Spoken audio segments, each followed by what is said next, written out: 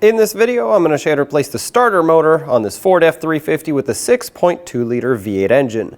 It's located underneath the truck on the passenger side. Let's get started. On the rear side of the battery, closest to the firewall, you'll find your negative battery terminal. Use an 8mm socket or wrench and loosen the mounting nut that holds this terminal down.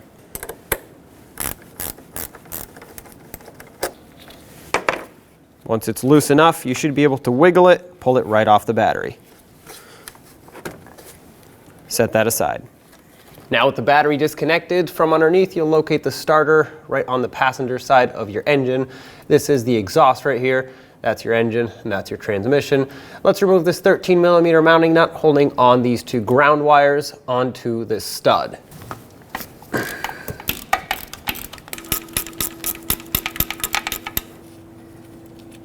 Take this off, take the wires off and set them aside. This is also a stud that mounts the starter, has a 13mm head built into this, so if you want to break it free now, go ahead. I'm going to, or you can wait until you're ready to remove the starter. But since I'm here, I might as well.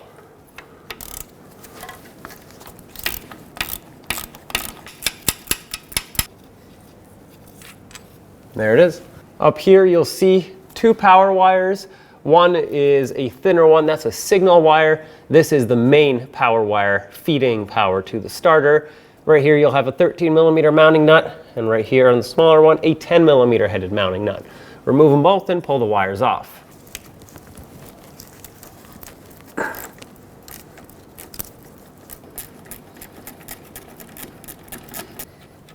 this one has a lock washer on it, take that off as well. Pull the wire off.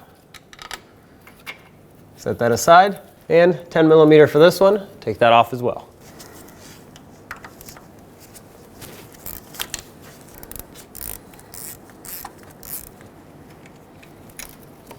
All right, on the side of the starter, you'll see another 13mm headed bolt right there. The last one is gonna be all the way up top. We can't see that one. All you can do is feel for it.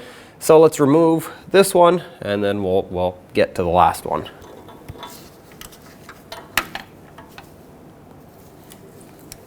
I found it easiest if you come in with a longer extension and just break it free. Something that'll clear the length of the starter, basically.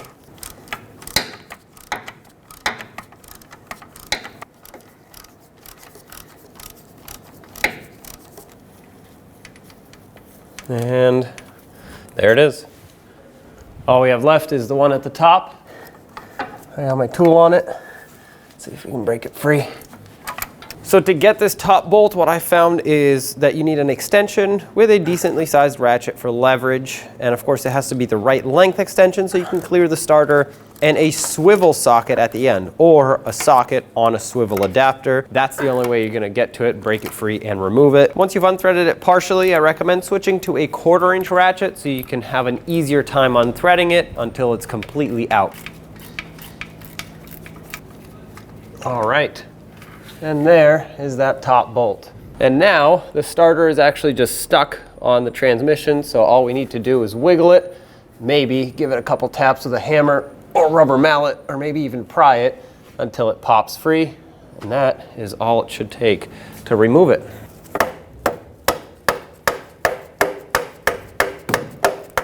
All right, and there it is.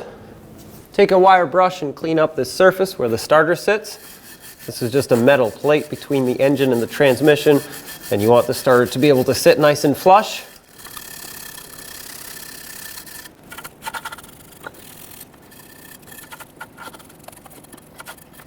Wipe it down with a rag. That looks pretty good. With this area cleaned up, let's bring in the new starter. Make sure it's positioned in the direction that it needs to be in to bolt on. And I have the lower bolt, well, stud, ready to go so that I can just thread it on and secure this on here. That way it doesn't fall off as I try to put the rest of the hardware on. All right, so that's gonna hold it.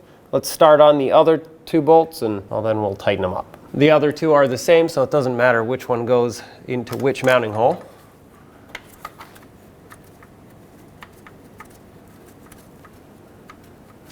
I'm going to start with the most difficult one, and that's the one on the top. I'm just going to thread it in all the way.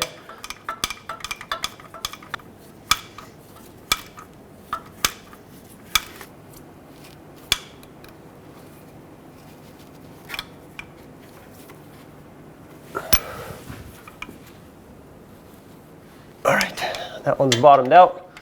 Take care of the next one in line.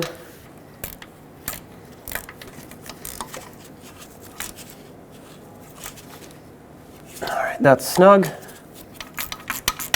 I'm gonna snug this one as well. Let's torque the ones that we can. Really, the top one is gonna be the only issue.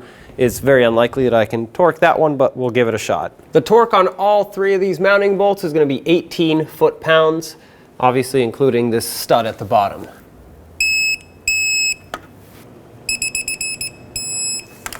And that leaves us with the top one, which I will put a swivel on, but keep in mind swivels will alter the torque spec that is read by the torque wrench, so it's not going to be 100% accurate, but it's better than not torquing it at all.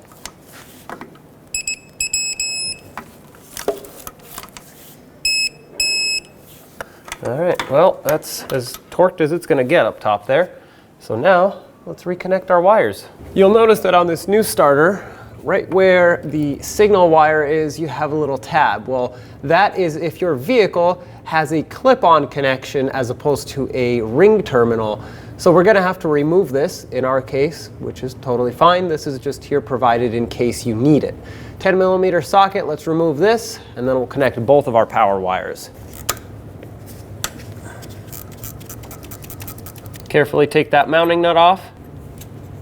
There's a lock washer behind it. Take that off as well. And finally, this clip-on terminal. And then you want to take your signal wire, use a little bit of sandpaper on it, and clean it up if it has some corrosion, just so it can make a good connection. Slide it over, put the lock washer on, and finally the mounting nut.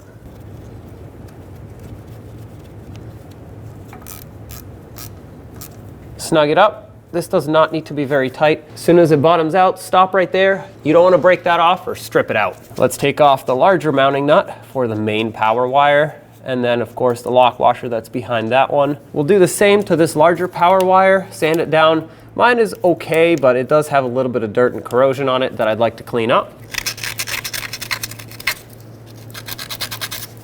With that cleaned up, I'm gonna slide it right over, put on the lock washer, put on the mounting nut, tighten all this up. Same goes for this, snug it and just give it a little bit extra. That's plenty tight. Stud goes all the way through the starter solenoid. It can break and it can easily strip out. If your old starter had a cover on here, put it back on. Mine did not. You could add some sort of anti-corrosive coating on here, such as some dielectric grease over the connections. So you never want to put it in between the connections. That will disrupt the flow of current. But at this point, like I said, you can cover it so that it doesn't corrode. And then we'll put the ground wire on. I cleaned up my ground wire. I have the stud already cleaned up, and I'm going to put the mounting nut over. And get that 13mm socket on here, snug this up.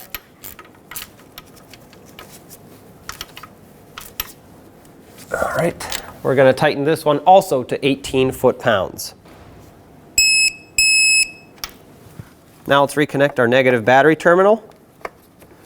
Make sure that this is loose enough to be able to go all the way down. Once you've driven it as far down as you want it to be, tighten it up with that 8mm wrench or socket. And I don't want to go until this stops, just enough to not be able to spin it, even though this isn't fully bottomed out or anything like that. You don't want to stretch out the terminal. Also, if there's any corrosion on these connections, you want to make sure you clean that off. Mine are clean.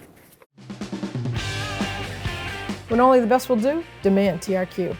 The only company that lets you view before you do. TRQ is committed to offering the highest quality aftermarket auto parts that are engineered for peace of mind. Thanks for using and viewing with TRQ.